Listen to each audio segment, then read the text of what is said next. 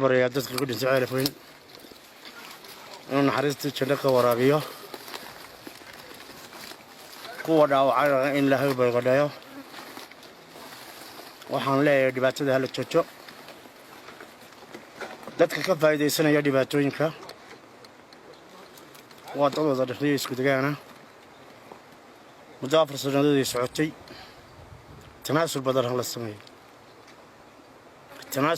hala sameeyo haddii ilaahay dhaho anigu Puntland waxaan ka soo guuray 29 bishii 7 mar kasta oo aan soo galo deegaanka anigoo nabad wada waxa ila kulmayay dhibaatooyin aad u culus oo saliyaan wuxuu ka dambeeyo oray inta markaan ka gudbo waxaan joogaa dhulkaygii waxaan joogaa dhulkii aan ku dhashay waxaan la joogaa ehelkay goorsidii garxajisay iyo timi salaadiintii iyo boqoradii waxaanu heshiis ku galay in nabad la helo kow number 2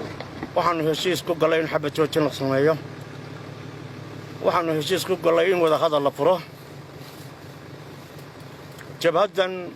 Justice Equality Movement dulmidiid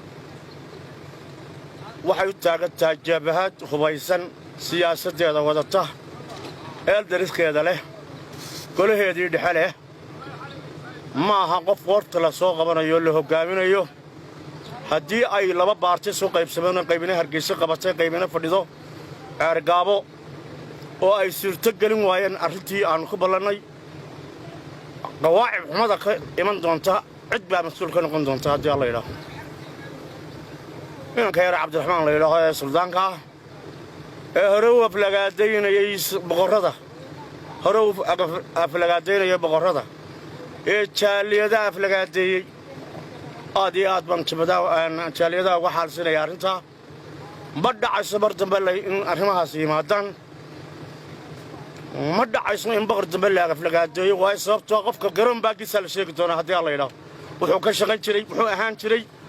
تبى لوجو نقوليا waxaan u qabaa inuu fashilmayo maadaama ay laba qaybood u qaybsameen maadaama inuu xirsigani halkan fadhiyo inuu xirsigani I don't know inuu wasiir jifa yahay anigu ma garanayo anigu suldaan baa ku ogaa laakiin arrimaha siyaasiga ah wuxuu ogyahay inuu wasiir hurdaya markaan taa ka gudbo waxaan leeyahay jabhada meel walba